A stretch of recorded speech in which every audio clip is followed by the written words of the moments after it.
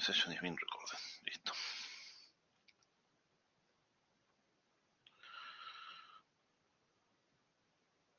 Bueno, lo que hablábamos el otro día era, tuvimos una función, ¿sí? Que si no me acuerdo mal, el ejemplo que yo les puse era f de xy.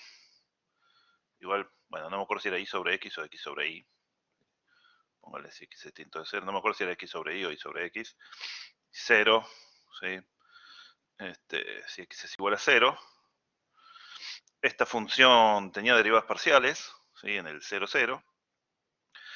Tenía derivadas parciales, f sub x, 0, 0. Y f sub y en 0, 0. Pero no era continua, ¿sí? Ni siquiera tiene límite, ¿no? Porque dependiendo por dónde vaya acá, al 0 me da una cosa o la otra. Seguro no es continua, porque no sé si voy por y igual x, no me da 0, me da 1. Pero las derivas parciales, por definición, salía, ¿no? Uno evaluaba en x, 0, y esto le da 0, así que le da 0 sobre... Claro, entonces, las derivadas parciales, la existencia de derivadas parciales no es condición suficiente, ni siquiera para que la función sea continua, ¿sí? Entonces lo que queremos hacer es dar una definición de diferenciabilidad, ¿sí? Que no sea la mera existencia de derivadas parciales, porque queremos que la definición de ser diferenciable que introduzcamos implique las cosas que implicaba en Mate 1, por ejemplo, que la función sea continua, ¿sí?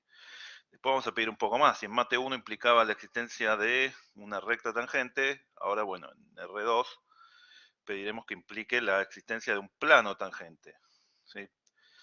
Entonces tenemos que introducir alguna noción que no sea la mera existencia de las derivadas parciales, ¿sí? Claro, en Mate 1 sí, porque la existencia de recta tangente en una dirección era todo lo que hacía falta. Acá no. Acá las derivadas parciales, como son direcciones muy particulares, no implican nada sobre todos los demás, ¿sí? En Mate 1 había una sola dirección posible, entonces si en esa dirección la función era suave, todo andaba bien. Ahora, la dirección X y la dirección Y son dos de infinitas direcciones posibles. Que sea suave en esas dos direcciones no quiere decir que pase algo similar en ninguna otra dirección, ¿sí? Dependerá de la función. Bien, entonces lo que necesitamos es una generalización del concepto de diferenciabilidad de análisis 1 que no sea solo la existencia de derivadas parciales. Y lo que vamos a recordar de Mate 1 es Taylor a primer orden. Sí, si tenemos una función derivable en cierto punto x0, el Taylor a primer orden es esto que está acá. Y si la función es derivable, bueno, naturalmente la función es continua, ¿no? Porque si este existe cuando h tiende a 0, bueno, este resto se va a ir a 0 y f va a tender a f de x0, ¿sí? Formalmente, ese resto, en realidad, tiende a 0 más rápido que el término lineal, ¿sí? El incremento se va a 0 y este producto se va a 0 linealmente, y el resto, lo que me sobra, no se va a 0 linealmente, ni como la raíz, ni nada. Se va a 0 más rápido que este término. ¿Está bien? Eso es fácil de probar, es la demostración que está acá abajo, ¿sí? Pasamos restando el f de x0, dividiendo el h, y lo que nos queda es R1 dividido h de un lado, y del otro nos queda la diferencia entre el cociente incremental y el valor de la derivada. El miembro izquierdo tiende a 0 porque el cociente incremental tiende justo al valor de la derivada, así que el miembro derecho tiende a 0. Pero el miembro derecho es el resto, ¿sí? Ya sabíamos que tendía a 0, dividido h. ¿Sí? Imagínense que el resto hubiera sido, no sé, raíz de h. Raíz de h tiende a 0, pero cuando hacía esta cuenta, raíz de h dividido h no tendía a 0. Bueno, lo que me está diciendo esto es que este resto no es raíz de h, no es h a la 2 tercios, no es ni siquiera h. Es h a la, no sé, 4 tercios, 5 tercios. Esto va más rápido que h a 0. ¿Sí? Lo que me sobra acá es una corrección de orden más chico que esta, ¿sí? De orden más alto en realidad, de orden 2, de orden 3, de orden, si quieren, 5 tercios, digamos, un h a una potencia más alta que 1. Entonces cuando hago el cociente esto se va a 0, ¿sí? Eso es la razón por la cual la derivada de la recta tangente es la mejor aproximación lineal que hay. No es solo una aproximación lineal, uno podría aproximar por cualquier recta, una secante o cualquier recta, sino que es la mejor aproximación lineal posible porque cualquier otra corrección, que sería lo que acá meto en el resto, es de orden más que lineal. ¿Sí? No lo puedo corregir, no lo puedo hacer mejor mejorando el coeficiente lineal. Si yo lo escribo así con un coeficiente lineal, lo mejor que puedo hacer es esto. ¿Está bien? Bueno, entonces lo que queremos hacer ahora es replicar esto, pero vamos a armar el Taylor a primer orden con dos incrementos. Vamos a hacerlo en R2, después lo generalizamos a Rn. Pero ya en R2, lo que vamos a hacer es pasar de un punto, ya no x0, sino x0 y 0, a un punto xy. Entonces vamos a tener dos incrementos, un incremento en la variable x y un incremento en la variable y. Y cuando introduzcamos el término lineal, no va a ser solo el incremento en x por la derivada en x, sino que le vamos a tener que agregar también que la función cambia porque cambia y también. Entonces va a ser un incremento en y por la derivada en y. Entonces el incremento de primer orden va a ser, o el incremento lineal, va a ser con dos variables. ¿Sí? Va a ser en un plano, ya no en una recta. Y lo que nos sobre, vamos a pedir que vaya a 0 más rápido que lineal. ¿Sí? Para replicar esto. ¿Está bien?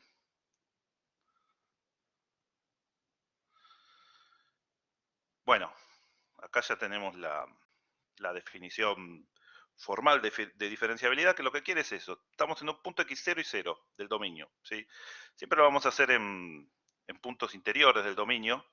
¿Sí? Así nos podemos acercar por cualquiera de las direcciones y no hay que empezar a restringir el h es por acá o el k es por acá, sino por cualquier dirección. Siempre vamos a diferenciar o analizar diferenciabilidad en puntos interiores del dominio.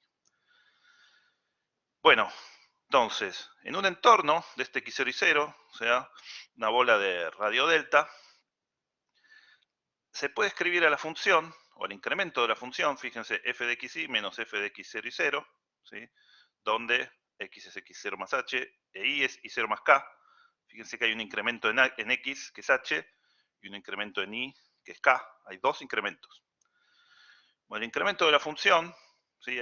No está escrito exactamente como el Taylor a primer orden del otro lado, porque el otro tenía este término pasado sumando a la derecha, pero excepto por eso es igual al de una variable. Vamos a escribirlo como el valor en el punto más una aproximación lineal. Un coeficiente fijo a por el incremento en x, más un coeficiente fijo b por el incremento en y, más una función de dos variables que es el resto. ¿Sí? Este cumple el papel del resto de antes. Solo que ahora es un resto de dos variables. ¿Sí? Le pongo xy o hk, es lo mismo porque el x0 y el y0 están fijos, así que si depende de h y de k, depende de xy y viceversa. ¿También? Este va a ser el resto de orden 1. Entonces, ¿qué es lo que le pedimos a la función para decir que es diferenciable? Que pase lo que pasaba recién.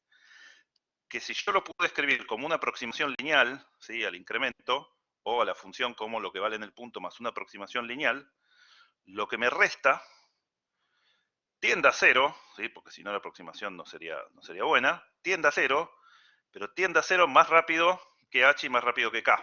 ¿Sí? Le vamos a pedir que si lo divido por la norma del vector hk, ¿sí? Esto va lineal en h y lineal en k, ¿sí? Es módulo, es la raíz cuadrada de eso. HK no es un versor porque no tiene de norma 1, va a tender norma menor que delta. ¿Sí? Así que es un vector cualquiera en principio. Lo único que sabemos es que la norma es menor que delta. ¿Está bien? Lo vamos a hacer tender a 0 al incremento. HK es un vector de incrementos. ¿Sí? Un incremento en X y un incremento en Y. Esos dos incrementos van a ir a 0 ambos. ¿Está bien? Entonces, lo que yo le pido al resto es que si lo divido por la norma de ese vector de incrementos, ¿sí? Así como antes dividía por h o por el módulo de h, ahora divido por la norma de ese incremento, bueno, esto va a 0 más rápido que la norma del incremento, ¿sí? H cuadrado más K cuadrado, si H y K tienden a 0, obviamente va a 0, ¿sí? Bueno, el incremento omega o W, el resto omega o W va a 0 más rápido, ¿sí?, que la norma del incremento. Si lo divido por la norma del incremento, fíjense que esto me daría un 0 sobre 0. Bueno, no son ni de orden más chico, ¿sí?, ni de orden igual, ¿sí? El resto no es ni de orden más chico ni de orden igual que esto, es de orden más alto. El cociente sigue tendiendo a 0, ¿sí? Claro. H cuadrado, H cuadrado más K cuadrado, por ejemplo, que dividido esto. Luciano, una pregunta. Yo no estoy entendiendo ni qué es ni H ni K y ni qué es ni A ni B. O sea, lo que está multiplicando de B no lo entiendo. Y o sea, H y K H son es, dos incrementos. sí, H es es el X incremento con menos X, X0, ponele. claro, y K es Y menos Y0. Ok. Y ¿Está bien? sí, ¿Está bien? sí, Entonces lo pero que estoy no, diciendo no es, entiendo qué es A y B. y A y B son dos números fijos, ¿sí?, tales que la función se expresa como lo que vale en el punto más Sí, una combinación lineal de estos dos. Son dos coeficientes que hacen que combina dos linealmente, me dan el incremento de primer orden. Lo que vamos a ver ahora enseguida es que, así como antes el valor que yo ponía acá era f' en x0, ahora van a ser las derivadas parciales, ¿sí? ok. O sea, A ¿Todavía? sería, ok, ok. Lo que estoy diciendo es, puedo aproximar a f linealmente y lo que me sobra es de un orden más que lineal, ¿sí? Acá no me sobra un raíz de h cuadrado más k cuadrado, sino, por ejemplo, un h cuadrado más k cuadrado. Me sobra algo que, dividido el incremento, sigue tendiendo a 0. Va a 0 muy rápido, ¿sí?, más rápido que estos términos. Estos dos términos van a 0 como este. Bueno, este va a 0 más rápido. ¿Está bien? Esta parte es la aproximación lineal, que ahora vamos a ver cómo la armamos en la práctica. Va a resultar que es la combinación lineal de las derivadas parciales por los incrementos, ¿sí? Pero en principio, lo que yo le pido a la función es que se pueda aproximar linealmente en un entorno del punto y que el resto, lo que me sobra, tienda a 0 más rápido que lineal.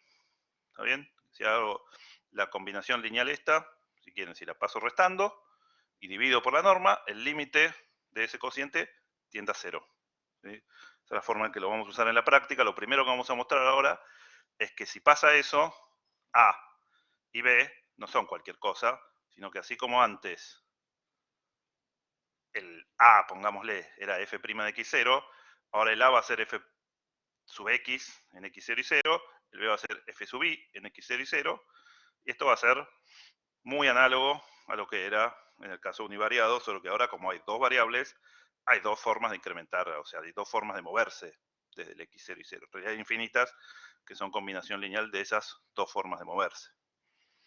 ¿Está bien? Bueno, entonces, si vale eso, de cualquier, fíjense que acá lo que estoy diciendo es, HK tiende a 0, 0, de cualquier forma. Por ejemplo, puedo hacer el límite iterado y tiene que valer 0. Puedo decir, mira, K es 0 y hago tender H a 0. Si hago eso, lo que me queda del lado izquierdo es f de x0h más y0, menos f de x0 y 0. Del lado derecho me queda a por h, b por k se hace 0, y de acá me queda w de h, 0. Paso dividiendo el h, restando el a, y este cociente tiene que tender a 0, porque tiene que tender a 0 en cualquier forma de acercarse. Y lo que me quedó de este lado es la derivada parcial. Así que a tiene que ser la derivada parcial. ¿Está bien? Bueno, acá se encontró un error. Análogamente, quise poner acá b es la derivada con respecto a i. ¿Está bien? Entonces, en la expresión que teníamos recién, a y b no son cualquier cosa. A va a ser la derivada parcial en x0 y 0 respecto de x, y b va a ser la derivada parcial respecto de y. ¿Está bien? Entonces esto ya tiene la forma de un Taylor a primer orden, donde ahora hay dos incrementos a primer orden. Un incremento a primer orden en x y un incremento a primer orden en y. Jaime, ¿eso es ¿Bien? siempre? ¿Que A y B son las derivadas parciales? Si la función es diferenciable, o sea, si se cumple esto, sí. Lo que acabamos de probar es eso. Si se cumple, si se puede aproximar linealmente y el resto es de orden mayor que 1, entonces tiene que ser A la derivada en X y B la derivada en Y. Eso lo que te está diciendo es que justamente el Taylor a primer orden es la mejor aproximación lineal, ¿sí? Lo mismo que al principio de la clase mostré que tenía que tender a cero el resto dividido el h, porque la derivada definida en una variable era el límite del cociente incremental, y eso me decía que la derivada en una variable me permitía armar la recta tangente, y esa recta tangente era la mejor aproximación lineal. Esto mismo ahora, si la función es diferenciable, te está diciendo que la mejor aproximación lineal es la combinación de, bueno, primero el valor en el punto, y el incremento va a ser la combinación lineal de las dos derivadas parciales multiplicadas cada una por su incremento. ¿Sí? La mejor aproximación lineal es, bueno, esto que acá está restando, f sub x por el incremento en x, f sub y por el incremento en y, y el valor en el punto. Esta aproximación lineal es la mejor posible. ¿Sí? Esta aproximación lineal de acá abajo, fíjense que es un Taylor a primer orden, pero ahora tengo un incremento en x multiplicado por la derivada en x, un incremento en y multiplicado por la derivada en y, y el valor en el punto. ¿Está bien? Si la función es diferenciable, si es suave, entonces esto es lo mejor posible que puedo hacer a primer orden. ¿Está bien? ¿Qué tiene de bueno esta fórmula de acá? Una vez que ya sabemos que A es la derivada en X y B es la derivada en Y, si esto ya lo voy a corregir porque análogamente y puse lo mismo. Una vez que sabemos que A y B son esto, que acá, antes no conocía quién eran A y B. Esto tiene todas cosas conocidas. ¿Sí? Esta es la función que la evalúo en x0h y 0k, la evalúo. F de x0 y 0 la evalúo. La derivada parcial la puedo calcular y armar esto. Lo mismo, la derivada parcial en y, y armo esto. Todo esto es conocido, entonces yo puedo verificar si este cociente tiende a 0 o no, como un simple ejercicio de límite en dos variables, pero un ejercicio de límite. ¿Está bien? Entonces, ¿cómo vamos a comprobar si una función es diferenciable en un punto? Primero que nada, esto lo que demuestra es que si es diferenciable en el punto, las derivadas parciales tienen que existir. ¿Sí? Habíamos dicho, la existencia de derivadas parciales no garantiza que sea suave, ni continuo, etc. Necesitamos una versión más fuerte. Bueno, es efectivamente más fuerte porque la diferenciabilidad, o sea que existe esta aproximación lineal buena, implica que las derivadas parciales existen. Entonces, primer chequeo, si no existe alguna de las dos derivadas parciales, la función no es diferenciable. ¿Sí? Si las dos derivadas parciales existen, bueno, listo. Una vez que sé que las dos derivadas parciales existen en el punto, puedo armar este cociente. ¿Sí? Dependiendo de la función, será más sencillo o menos sencillo. Será un choclo, será o será sencillo porque se anulen muchas cosas, etcétera, pero esto que está acá abajo es un cociente de un campo escalar en dos variables dividido otro campo escalar muy sencillo que es h cuadrado k cuadrado raíz. Si puedo probar que este límite tiende a 0, ¿sí? Entonces habré demostrado diferenciabilidad. Y si puedo probar que no tiende a 0, habré demostrado que no es diferenciable la función. El paso 0 para diferenciabilidad es que existan las derivadas parciales. O sea, si alguna no existe, ya fue. Si existen, en principio ahora vamos a ver condiciones suficientes para diferenciabilidad, pero en principio se transforma en un ejercicio de límite por definición. ¿Sí? Por definición, o bueno, si uno lo puede hacer después con famosos o con algún multiplicar y dividir, con sándwich, con lo que sea, pero se convierte en un ejercicio de límite en dos variables.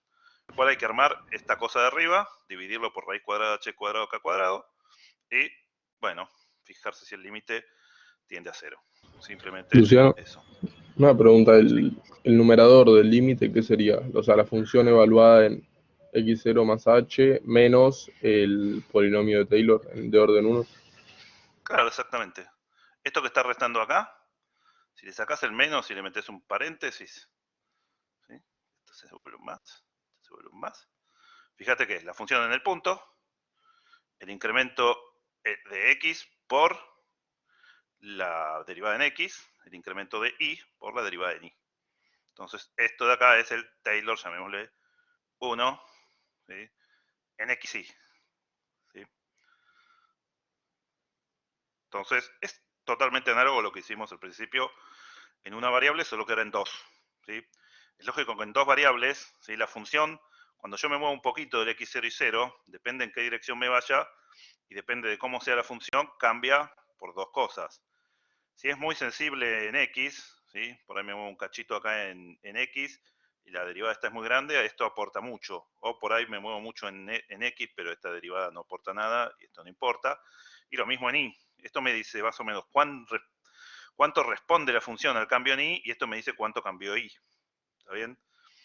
Y lo que tengo que hacer cuando me muevo en principio en las dos direcciones, o sea, me muevo en una dirección que cambia tanto x como y, es combinar los dos efectos. El efecto de que f cambia porque cambia x, es este incremento, f cambia porque cambia y, es este incremento, el cambio total es la suma de esos dos. ¿Está bien? Sí, ahora vamos a ver algunos ejemplos.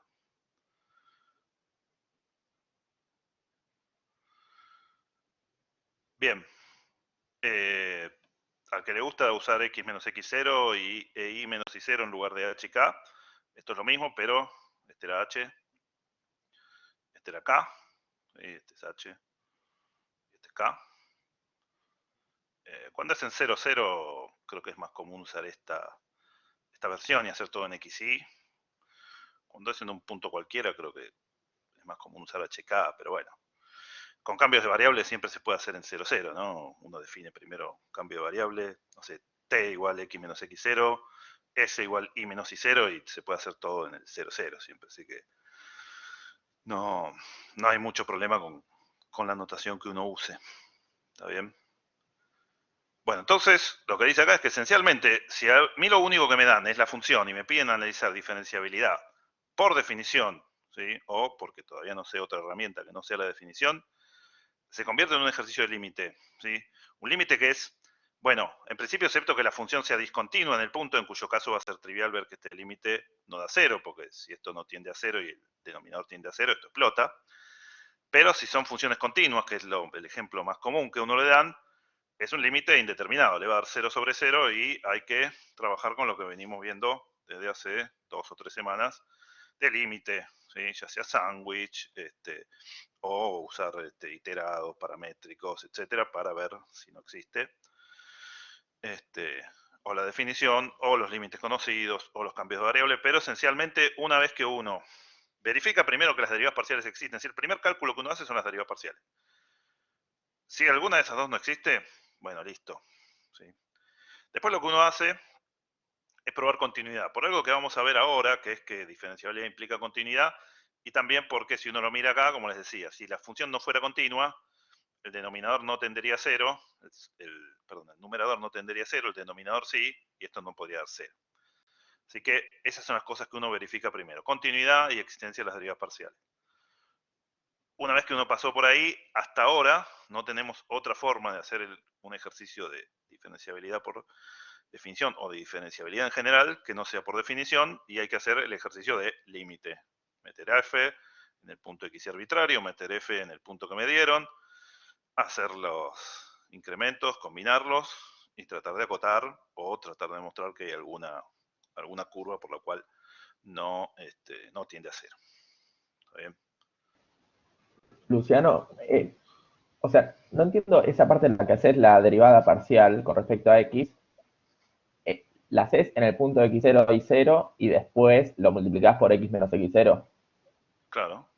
Ah, perfecto. O sea, la Esto es un derivada producto. parcial es solo de Esta la está, primera.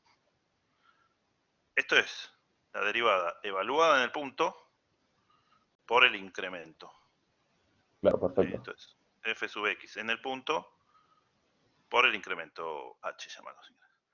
Es igual que en el de una variable, la derivada evaluada en el punto, es como cuando hacías Taylor, que los centrabas en un punto. La derivada la evaluabas en el punto y después lo que te cambia en el Taylor es el incremento. ¿Sí? Lo que depende de x acá es el h, que es x menos x0. ¿Está bien? Bueno, hagamos un ejemplo que, si no copié mal, es el ejercicio 12A de la práctica 3. Y nos dan una función muy sencilla, x por y, polinomio, ¿sí? Así que continua es, no hay problema con la continuidad, ¿sí? Es producto de continuas. Las derivas parciales las calculamos la clase pasada, si no me acuerdo mal, usé este mismo ejemplo y vimos las derivas parciales. La derivada parcial en x, la derivada de esto con respecto a x, f sub x es y f sub y es x. ¿Sí? Derivo respecto de la variable considerando la otra como un parámetro. Entonces, en el punto x0 y 0, la derivada respecto de x me va a dar y0 y la derivada respecto de y me va a dar x0. ¿Está bien? Bueno, el punto que me dan es el 1, 1.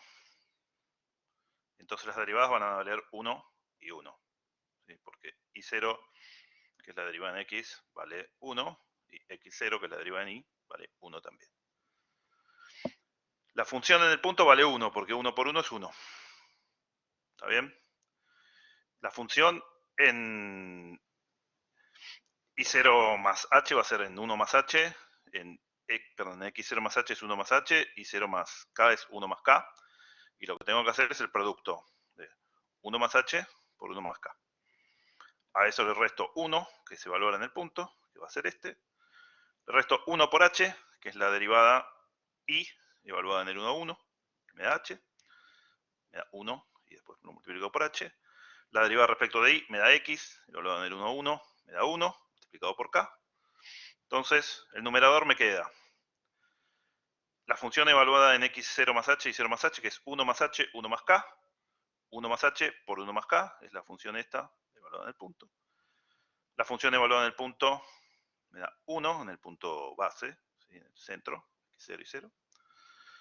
Y después esta me dio 1, la derivada parcial, multiplicada por h, y 1, la otra derivada parcial, multiplicada por k. Todo eso lo divido por la norma del incremento, o sea, la raíz de h cuadrado más k cuadrado. Acá este paréntesis me sobra, me parece. Y lo que hice fue, bueno, la distributiva. ¿Sí? 1 por 1 dio 1. 1 por k me dio k. H por 1 me dio h. Y h por k me dio hk. Menos 1, menos h, menos k. Se nos va a ir el 1. Con el 1. El k con el k. El h con el h. Y me queda hk dividido h cuadrado más k cuadrado. ¿Está bien? Hasta acá lo que escribí es este cociente. Lo que estoy tratando es de ver ahora si puedo probar o bien que este límite no tiende a 0 o bien que este límite tiende a 0. ¿Está bien? Esto, probar si este límite tiende a 0 con h y k tendiendo al 0, 0. Me estoy refiriendo a este de acá abajo. Es un ejercicio de límite de dos variables muy parecido a varios que vieron en la guía de límite. ¿Está bien?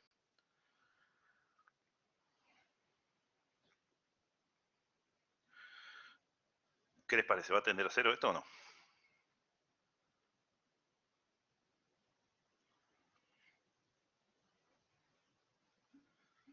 Sí, ¿no? Por dos razones. Una porque acá es h por k y acá abajo es como h, digamos. Y la otra porque es x por y. X por y no es una función muy linda de graficar, ¿sí? Tiene lo que llamamos punto silla en el origen, etc. Pero sí es una función que es x por y, es extremadamente suave, es un polinomio. ¿Sí? Si agarramos un polinomio, lo primero que probamos es que un polinomio no es diferenciable, es como que la noción de diferenciabilidad sería retrucha. ¿Sí? Sería retrucha, sería demasiado exigente si hay polinomios que no son diferenciables. Así que el polinomio va a ser diferenciable, lo vamos a probar más fácil ahora en un ratito. Pero tiene que dar diferencial. Y bueno, este va con h, este va con k, es como que h dividido esto, algo que por ahí lo vieron en la práctica. ¿Se acuerdan cuando yo les decía, el límite por definición, que el módulo de h o el módulo de k, suave, en principio digamos que es diferenciable, pero va a ser más que diferenciable, ahora vamos a ver que es que va a tener derivadas de cualquier orden, todas continuas, etc. Eso va a ser suave en un sentido más geométrico. ¿Se acuerdan que vimos esto, no? Que yo les insistía con que si tomo el módulo de una de las coordenadas, claro, sí, depende de cómo lo acotes, pero sí, porque esta, que es clásica, claro, esta que es clásica la puedo transformar, y esto es bastante útil, por ejemplo, cuando aparece esto, en que el módulo de h dividido h cuadrado más k cuadrado es menor o igual que 1, ¿sí?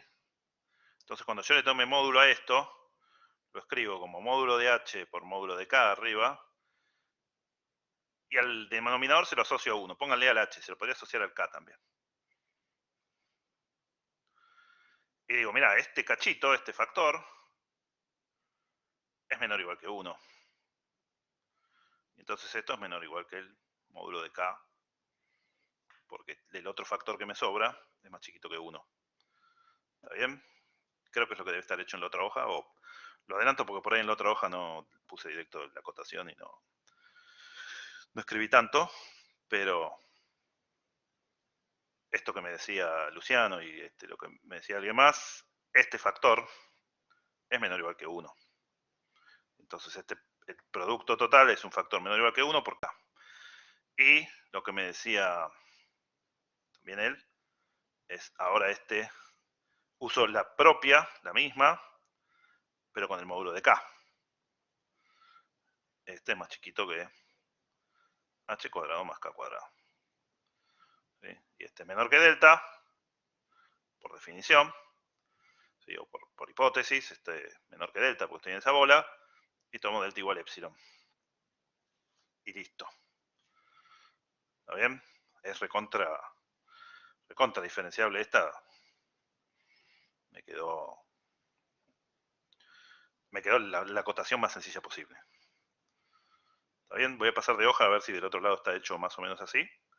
Pero básicamente es esto. ¿Está bien? Claro que voy a pasar de hoja porque cuando pase de hoja esto se borra. Así que si alguno está anotando algo, anótelo antes de que pase la hoja.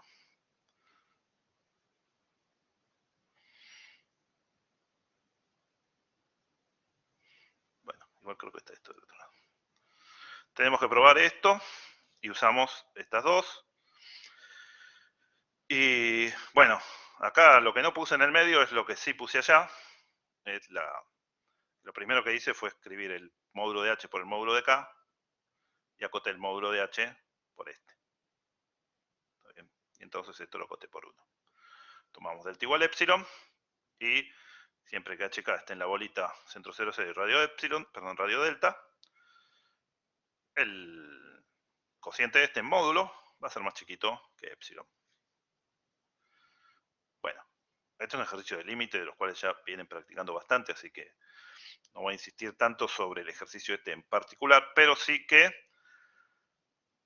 ejercicio de diferenciación por definición es un ejercicio de límite. ¿Sí? Primero hay una parte que es el cálculo de las derivas parciales, que en general es lo más sencillo, ¿sí? Pero una vez que las derivas parciales existen, si alguna de las dos derivas parciales no existe, listo, la función no es diferenciable. Pero si las dos existen y me dan dos números, lo que tengo que hacer es armarme el cociente f en xy menos f en x0 y 0, ¿sí? Menos la derivada en el punto por el incremento en x, menos la derivada en el punto por el incremento en y. Todo eso, dividirlo por la norma del incremento, y ahí se vuelve un ejercicio de límite. Decidir si ese límite, o el límite de ese cociente, es 0, en cuyo caso es diferenciable, o no es 0, en cuyo caso no es diferenciable. ¿Está bien? Bueno, así como está, este es entonces un concepto que implica, ahora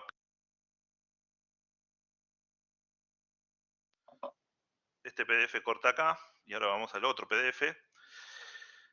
Así como está, este es un concepto que va a implicar, por ejemplo, lo que vamos a ver ahora enseguida, que implica la continuidad. ¿Sí? Entonces, cumple lo que nosotros queríamos. Ya vimos que implica la existencia de derivas parciales, así que es más fuerte que la existencia de derivas parciales.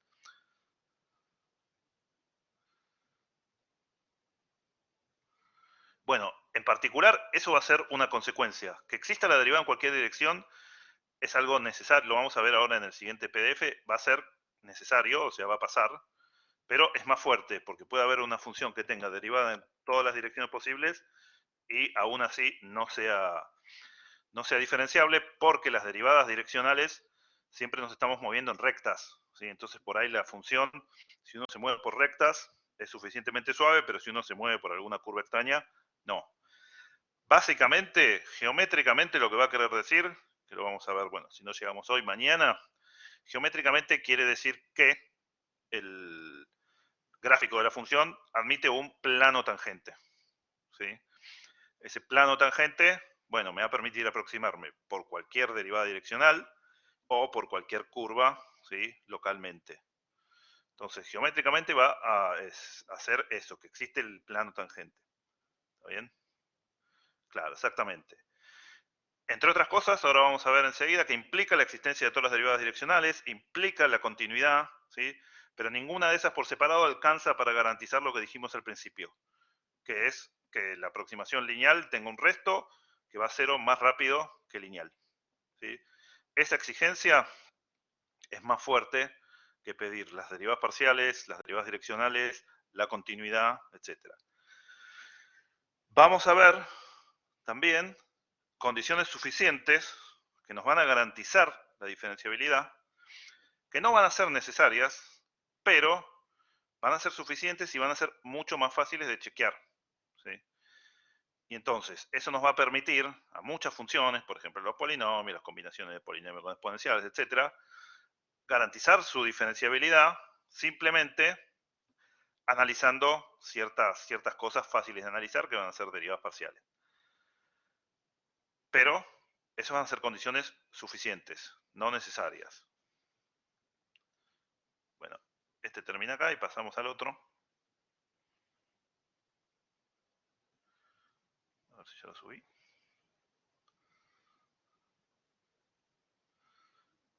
No, no lo subí. Un segundo que lo subo.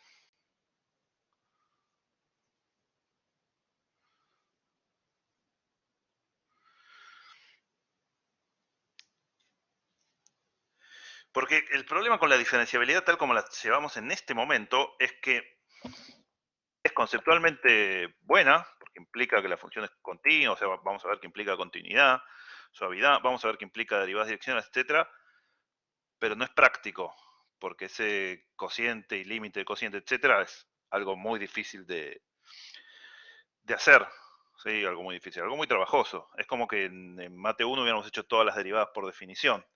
Cuando, no sé, si teníamos un polinomio o e a la x cuadrado, una función así sencilla, usábamos reglas y decíamos, bueno, esto es derivable. No podemos usar de una reglas de derivación parcial porque la derivación parcial no implica diferenciabilidad. Pero lo que vamos a ver es que si esas derivadas parciales cumplen ciertas condiciones, vamos a poder usar una especie de reglas para garantizar diferenciabilidad en el sentido fuerte que acabamos de dar. Y subió, compartir. Bien. Bueno, entonces en este vamos a ver algunas cosas. Vamos a ver primero las implicaciones. ¿Sí? Aplicaciones de la diferenciabilidad, le llamo a consecuencias de la diferenciabilidad. ¿Sí? Lo que decíamos de las derivadas direccionales. Vamos a definir un vector que se llama gradiente. ¿Sí? Vamos a ver cómo se relaciona con la continuidad, cómo se relaciona con otras propiedades. Bueno, hasta ahora fíjense que todo lo dije para campos escalares. Vamos a verlo para campos vectoriales. ¿Cómo se imaginan que voy a generalizar los campos vectoriales? Voy a decir un campo vectorial, no sé, F1, F2, es diferenciable en un punto, si qué. Si cada componente es diferenciable, exactamente. Eso no va a haber mucha dificultad en pasarnos a campo vectorial. Vamos a decir, bueno, si las dos componentes son diferenciables, es diferenciable. Si una es diferenciable y la otra no, entonces no. Lo mismo que nos pasaba con límite, con continuidad, etc. Bueno, y después tenemos que ver regla de la cadena y plano tangente. Están en un orden en el cual no lo voy a dar. Voy a dar primero plano tangente y después regla de la cadena. ¿Sí?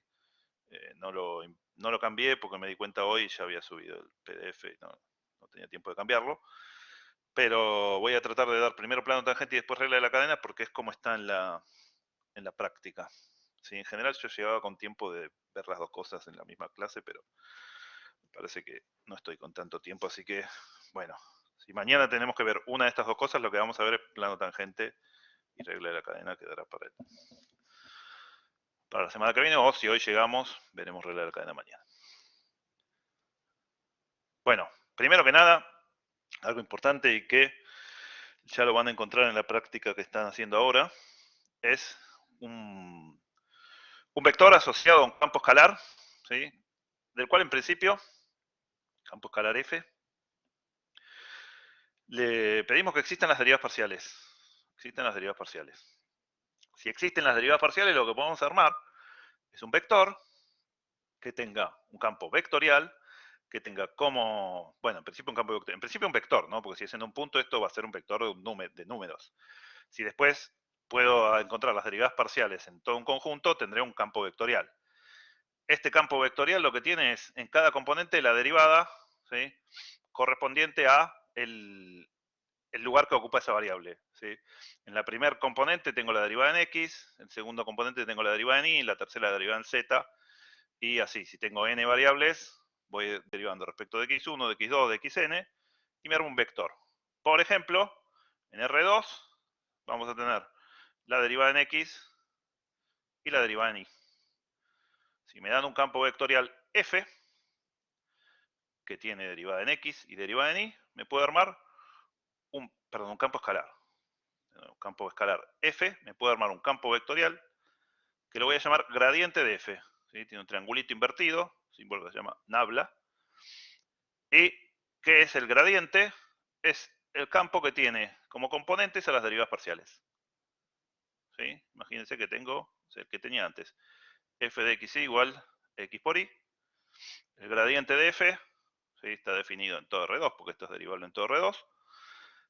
Va a ser la derivada en x, que es y, y la segunda componente es la derivada en y, que es x. ¿Está bien? Por ejemplo, si ahora tengo f de x igual e a la x más y cuadrado. ¿Cuál sería el gradiente de f si es e a la x más y cuadrado? Díganme ustedes. En x sería e a la x más y cuadrado. ¿Correcto? E a Y la en x más y y cuadrado. sería 2 por e a la x más y cuadrado. 2y, ¿no? Ah, claro. Y cuadrado la derivada es 2y. Pero está bien, lo que está Sí. diciendo es derivé en x para la primera y derivé en y para la segunda. Entonces, se dan cuenta, dada una función, cómo obtener el gradiente. Si fuera de 3 variables, le añadía la tercer componente derivada en z. ¿Sí? ¿Está bien? Vamos a usar mucho el gradiente y entre hoy y mañana por ahí le damos una interpretación más fundamental. Por ahora, simplemente significa esto. ¿Sí? Necesitamos ver cómo se relaciona con los incrementos de la función, con el Taylor al primer orden, etcétera, para poder darle una interpretación más, más geométrica o más fundamental, pero por ahora es este vector. ¿Sí? Lo fundamental, cuando uno le hablan de gradiente, más allá de la interpretación que le vamos a dar, es que uno sepa hacer el cálculo, y el cálculo es derivada en la primera variable, derivada en la segunda, bueno, y si son 3 variables, derivada en la tercera, 4 derivada en la cuarta, etcétera. El gradiente está definido para campos escalares. ¿Sí? Si hago la derivada en una variable, la derivada en la otra, etcétera, y me queda un vector. ¿Está bien? Después vamos a ver una generalización para campos vectoriales. Bueno, el gradiente lo usamos mucho. Bueno, primera consecuencia de ser diferenciable o primera aplicación de la diferenciabilidad es lo que hablaba antes con Juan Ignacio, es si la función es diferenciable en el sentido fuerte que dimos en el PDF anterior, eso va a implicar que existen todas las derivadas direccionales. ¿Sí? No solo va a implicar que existen todas las derivadas direccionales, sino que va a haber una forma sencilla de calcularlas. Eso por un lado está bueno, porque se acuerdan que nosotros las derivadas direccionales la semana pasada las calculábamos también con un límite de un cociente incremental. ¿Sí?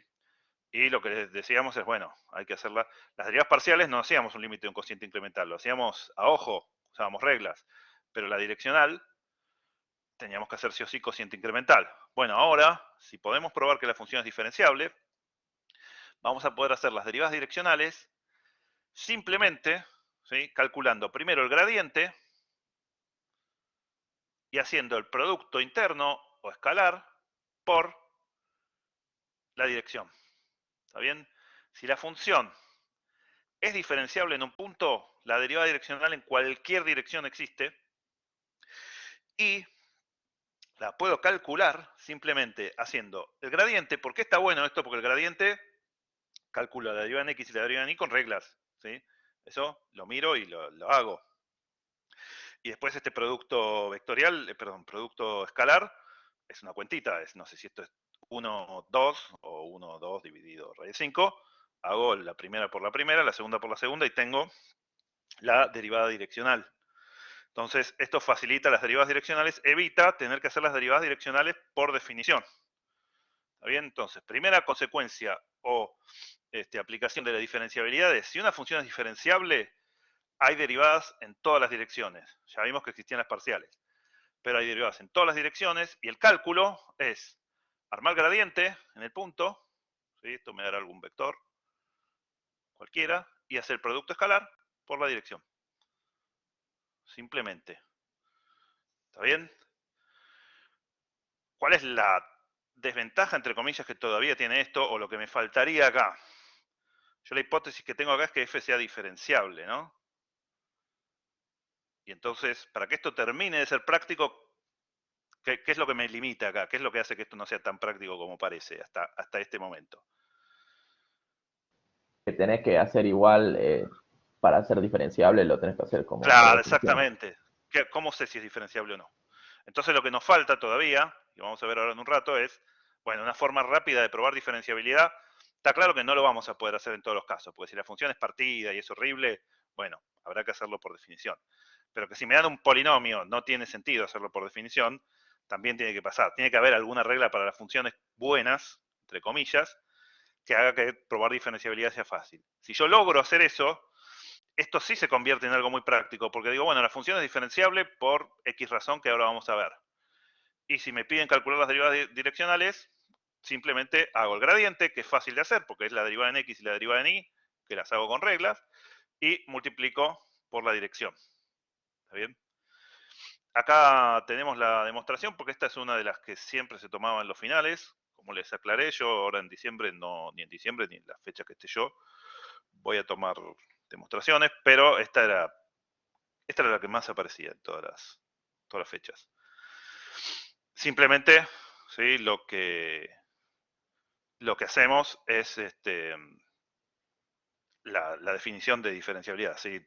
El cociente incremental de la derivada direccional, usando diferenciabilidad, fíjense que acá, esta resta era justo lo que me quedaba del otro lado, el incremento a primer orden más el resto. El incremento a primer orden,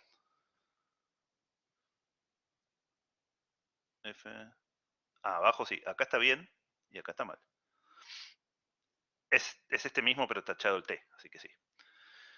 El incremento a primer orden en x va a ser la derivada en x por el incremento en x, que simplemente, como me estoy moviendo en la dirección b1, b2, es t por b1.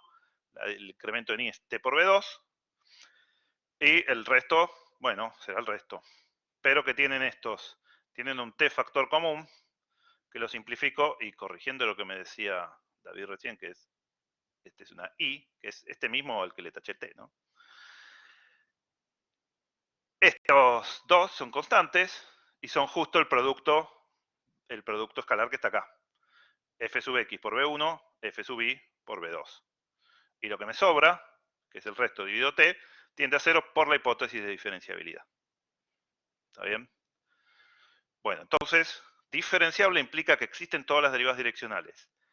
La existencia de todas las derivadas direccionales no implica la diferenciabilidad, tampoco el hecho de que existan todas las derivadas direccionales y valga esta igualdad. Podría valer esta igualdad, ser derivable en todas las direcciones y no ser diferenciable la función, de hecho podría ni siquiera ser continua. Así que no es un ida y vuelta. Pero, bajo la hipótesis de diferenciabilidad, podemos calcular las derivadas parciales y las direccionales fácilmente. Bueno, las derivadas parciales las hacemos por regla, pero las direccionales las hacemos con el gradiente. Este gradiente tiene la ventaja de que lo hacemos con las reglas de derivadas parciales y un producto interno por la dirección correspondiente. ¿Está bien? Simplemente eso.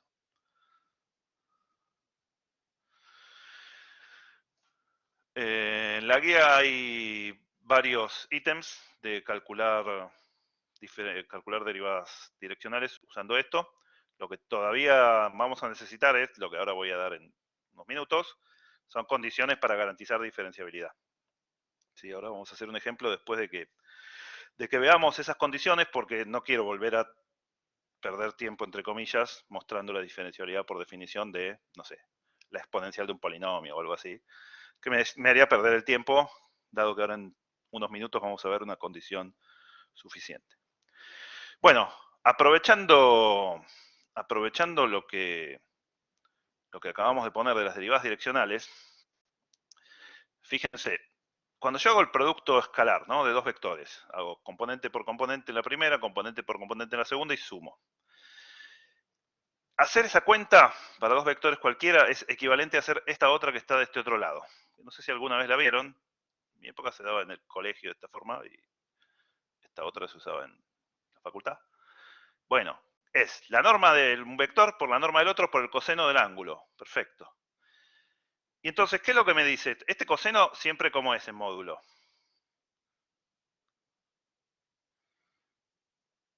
El coseno es menor o igual que 1. Entonces, como que este factor achica el producto, ¿sí?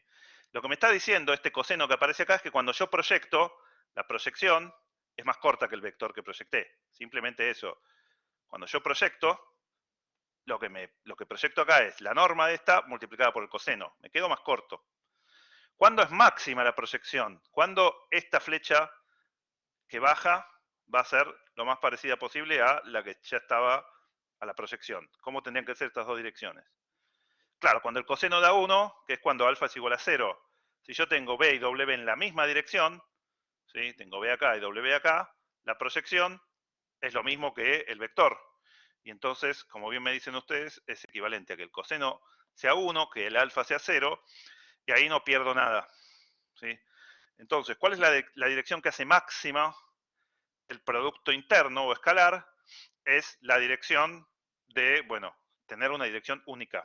¿Está bien? Si yo tengo fija la dirección de W y digo en qué dirección tiene que estar B para que el producto escalar sea máximo, bueno, tiene que estar en la misma dirección que W.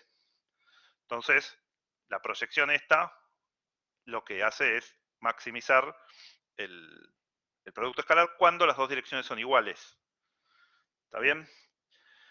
Si aplicamos eso acá, la dirección del gradiente, o sea, este gradiente está fijo, ¿no? Porque este gradiente depende de f y el punto y ya me lo dieron. Suponga que estamos eligiendo, digo, voy a ir cambiando las direcciones de derivada direccional. Y las voy eligiendo. ¿De qué manera tendría que elegir esta dirección para garantizarme que la derivada direccional sea máxima? O sea, que el producto sea lo más grande posible, según lo que acabo de decir en la diapositiva siguiente. Esta ya está dada. Y voy a elegir B1, B2. ¿Cómo tengo que elegir B1, B2 para que este producto interno sea lo más grande posible?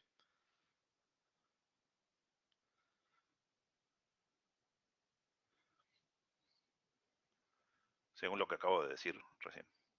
Que sea la dirección del gradiente, ¿sí? No elijo justo el gradiente porque el gradiente puede no tener norma 1, ¿no? Pero agarro el gradiente, lo divido por su norma y esa es la dirección que hace que esto sea máximo. ¿Está bien? Entonces, la primera interpretación que le damos al gradiente es la dirección en la cual la derivada direccional es máxima. Es lo más grande posible la derivada direccional. ¿Por qué? Porque la derivada direccional, para una función diferenciable, es como la proyección del gradiente en esa dirección. ¿Cuándo es más grande la proyección del gradiente? Bueno, cuando esa dirección coincide justo con la del gradiente. ¿Está bien? Esa es nuestra primera interpretación del gradiente, es la dirección en la cual la derivada direccional es máxima. ¿Sí? La máxima derivada direccional está en la dirección del gradiente. Para ser consistentes con nuestra definición de derivada direccional, que les dije, en algunos libros usando un P cualquiera, yo siempre uso normalizado. Bueno, agarran el gradiente, lo dividen por su norma y tienen la dirección normalizada. ¿Qué es esta dirección? Es la dirección donde la derivada direccional es máxima. ¿Está bien? Bueno, ¿y cuándo me va a dar máxima pero negativa? ¿Cuándo me va a salir lo más chico posible? Porque es lo más grande en módulo, pero con signo negativo. ¿Sí? Fíjense que en el producto escalar, positivo, positivo, y este es el que cambia de signo. Claro, cuando este coseno en lugar de ser 1 sea menos 1, esto va a ser lo más chico posible, porque en módulo va a ser lo más grande posible, que es este producto, y el signo va a ser negativo. ¿Está bien? Que es cuando alfa sea pi, ¿sí? Cuando vayan justo en sentido opuesto. Entonces, si yo les pregunto, ¿cuál es la dirección en la que la derivada direccional es máxima? Ustedes hacen el gradiente, lo dividen por la norma y me dicen es esta. ¿Cuál es la dirección? En que la derivada direccional es mínima, a la dirección que acaban de encontrar lo multiplican por -1, ¿sí? ¿Tiene sentido eso? Sí, imagínense que ustedes están, no sé, en la montaña. ¿Se acuerdan que el ejemplo típico que yo les decía de función bivariada era las alturas de una montaña? Y uno dice, bueno, ¿qué camino tengo que seguir para subir más rápido la montaña? El que está más empinado, ¿sí? Está claro que si tengo varios caminos y quiero subir lo más rápido posible, elijo el más empinado. ¿Está bien? ¿Por qué uno no siempre elige el camino más empinado para subir una montaña? Más allá de que se canse. Imagínense que igual tienen energía. Claro, porque si te llegas a caer, es como caes más rápido también. ¿Sí? Porque te vas en la misma dirección, pero para el otro lado. Bueno, eso es lo que me dice el menos. ¿Sí? Si yo les busco la de mínima derivada direccional, es el menos ese. Me dice, mira, si fuiste por donde es más empinado, no te caigas porque te vas a la máxima velocidad para abajo. ¿Está bien? Por eso tiene sentido decir, bueno, para un lado es la máxima derivada direccional, es lo más empinado posible, y para el otro también, pero me voy para abajo para el otro, es lo mínimo, es la caída más rápida que voy a tener. Para un lado voy a subir lo más rápido posible, y para el otro me voy a caer lo más rápido posible. ¿Sí? Está claro que estas dos direcciones difieren en un signo nada más. ¿Sí? Si yo agarro el camino más empinado, mientras esté yendo hacia arriba, todo bien, voy bien rápido para arriba, pero cuando me tropiece voy rápido para abajo. ¿Está bien?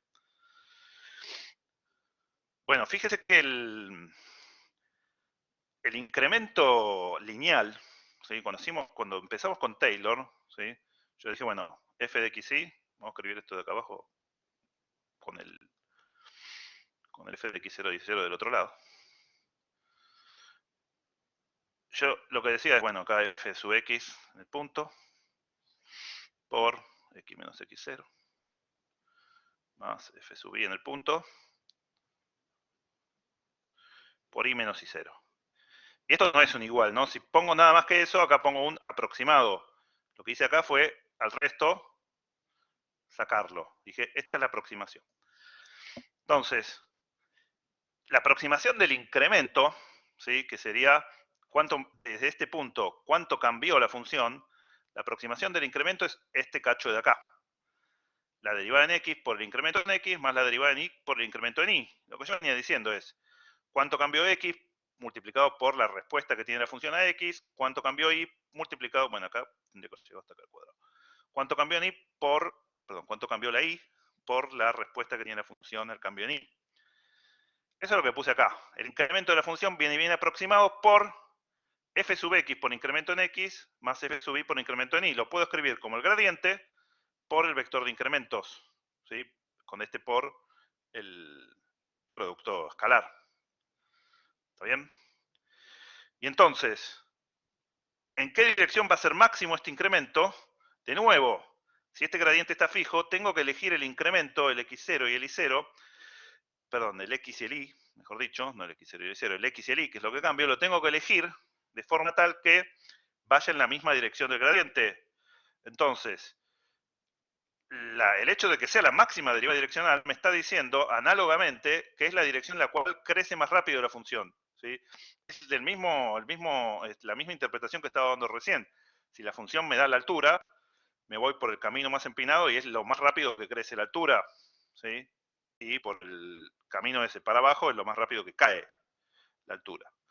Entonces, la interpretación del gradiente la podemos decir como es la dirección de máxima derivada direccional o es la dirección en la que crece más rápido la función desde ese punto. Es el camino más empinado que tengo en ese punto. ¿Sí? La dirección en la que más rápido me puedo mover para arriba. Con un menos va a ser la que más rápido me puedo mover para abajo.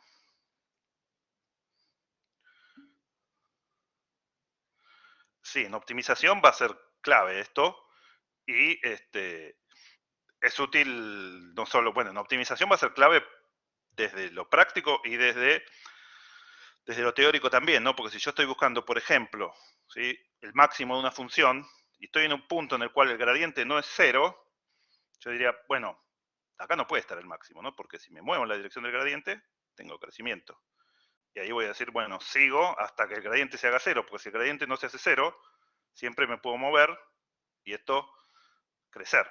Entonces va a ser importante ahí en lo teórico para justificar eso. Y bueno, como el gradiente va a tener que ser 0, eso también va a ser útil en la práctica, porque gradiente igual a 0 me va a dar ecuaciones. Eso lo vamos a ver la semana que viene o la otra cuando veamos optimización, justamente.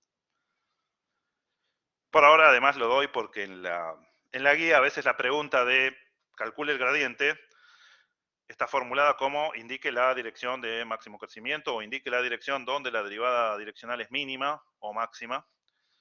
Así que tienen que saber interpretarlo para, aunque sea, darse cuenta de que lo que les están pidiendo es la dirección del gradiente o la dirección del gradiente multiplicada por -1, etc. Bueno, otra consecuencia de la diferenciabilidad, y esta es la fundamental entre comillas, porque fue la razón por la cual dijimos no me alcanza con derivar parcial, necesito algo más fuerte.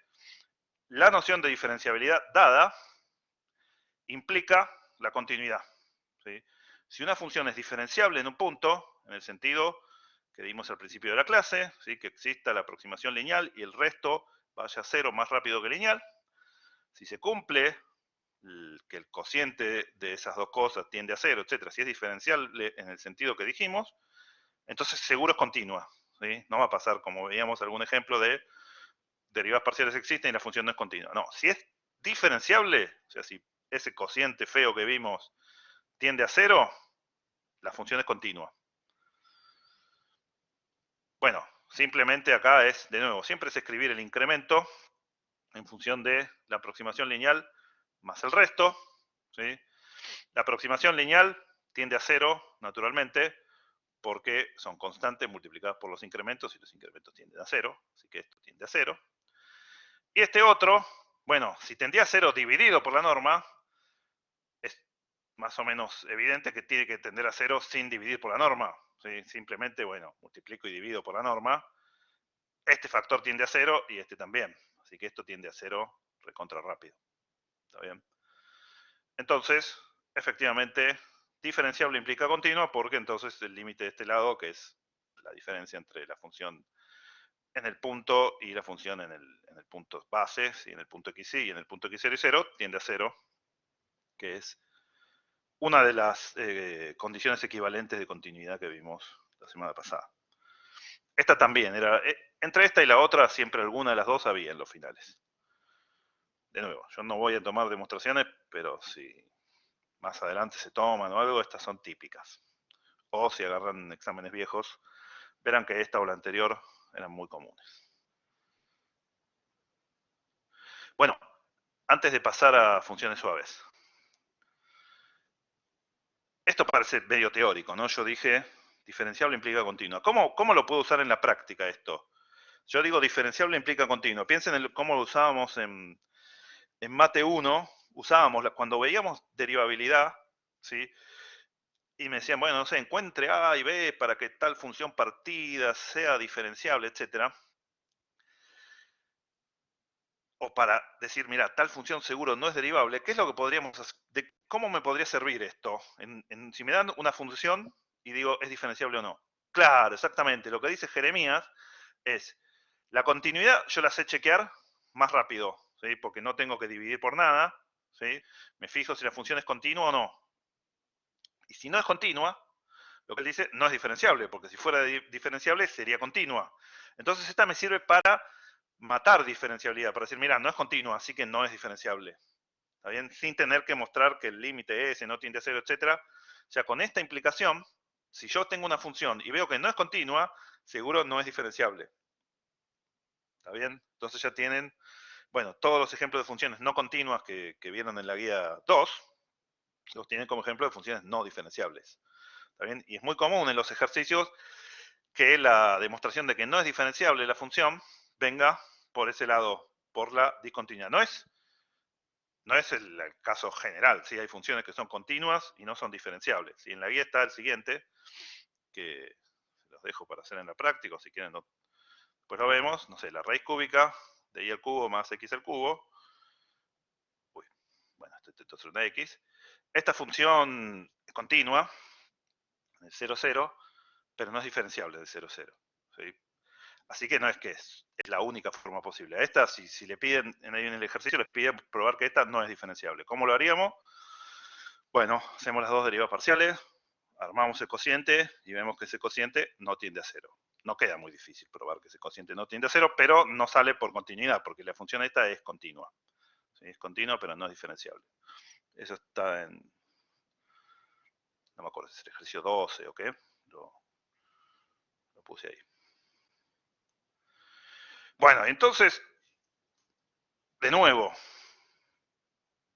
si no es continuo, no es diferenciable. Ahora, si yo quisiera usar la diferenciabilidad para comprobar continuidad, sería matar a un ratón con un cañón, porque tendría que hacer todo ese cociente, todo ese límite, y decir, mira, es continuo porque este límite dio 0. No tendría sentido. Entonces, lo que nos sigue faltando para poder aplicar la diferenciabilidad en la práctica son condiciones suficientes de diferenciabilidad, ¿sí? Y condiciones que sean fáciles, ¿sí? Porque nosotros ya vimos, bueno, condición necesaria y suficiente, que es la definición, pero si logramos dar condiciones suficientes que sean fáciles de chequear, ¿sí? Naturalmente, si una función es espantosa, no importa cómo uno define las condiciones, van a ser difíciles de chequear porque, bueno, o sea, la función va a ser difícil de escribir y más de analizar. Pero, si las funciones son buenas, va a haber condiciones que son fáciles de probar. Y son estas, las condiciones de suavidad. Y acá viene lo que les decía, hace un rato les decía, vamos a definir un poquito más formalmente qué queremos decir cuando hablemos de funciones suaves. Vamos a decir que es alguna de estas clases de funciones. Bueno, la primera clase que vamos a ver es la de funciones C1. ¿Sí? ¿Qué quiere decir que una función sea C1? Bueno, siempre va a ser C, y el número va a decir son continuas hasta tal orden. Las derivadas hasta tal orden son continuas. Esto va a ser una función continua con derivadas primeras continuas. Pero es importante este primer párrafo porque, para el teorema que vamos a ver ahora en unos minutos, es necesario estas condiciones. Tenemos una función definida en algún dominio de Rn, un punto interior, y un punto, alrededor de ese punto, tenemos una bolita, en la cual todas las derivadas parciales existen. ¿Sí? No existen solo en el punto, existen en la bolita. ¿Sí? El punto será este, x0 y 0, pónganle. Y alrededor hay una bolita en la cual en todos los xy yo puedo mirar y decir, bueno, en este xy está la derivada parcial en x y la derivada parcial en y. ¿Bien? Tengo definidas las derivadas parciales en toda la función. ¿Está bien? Bueno, la función también vamos a... no lo escribí. Bueno, la función f también es continua. ¿Sí? Eso no lo escribí, pero vamos a poner que sea continua en x0. Y las derivadas parciales existen en una bolita. Y, además, como existen en toda la bolita, le puedo tomar límite con xy tendiendo al punto. Si está en toda la bolita, bueno, le puedo tomar límite con xy tendiendo al punto a estas dos. Si le tomo límite, y vale lo mismo que las derivadas parciales en el punto, o sea, si las derivadas parciales son continuas en el punto x0 y 0, vamos a decir que f es diferenciable con continuidad en este punto. ¿Está bien? Requiere que alrededor del punto existan las derivadas parciales, en el punto también, y que las derivadas parciales sean continuas en el punto, y que la función también sea continua en el punto. Así que la función y sus derivadas de primer orden sean continuas en el punto y que estén bien definidas en un entorno. ¿Sí? Si no están bien definidas en un entorno, por más que sean continuas en el punto, ¿sí? No me va a servir esto. Si es punto aislado del dominio de las derivadas parciales, no me interesa. Pero si están bien definidas en todo un entorno y son continuas en el punto, vamos a llamarla de clase C1 o suaves a primer orden. ¿Está bien? Luciano, sí. ¿No decís que la bola es pinchada? ¿No te incluye ya el punto? No, la bola no es pinchada. La bola Claro, por es... eso. Y entonces, cuando decís, está bien. Pero digo que están bien definidas, que están definidas en el punto, todas. O sea, las derivadas parciales están definidas en todos lados y en el punto. Yo no pido que sean continuas en la bola.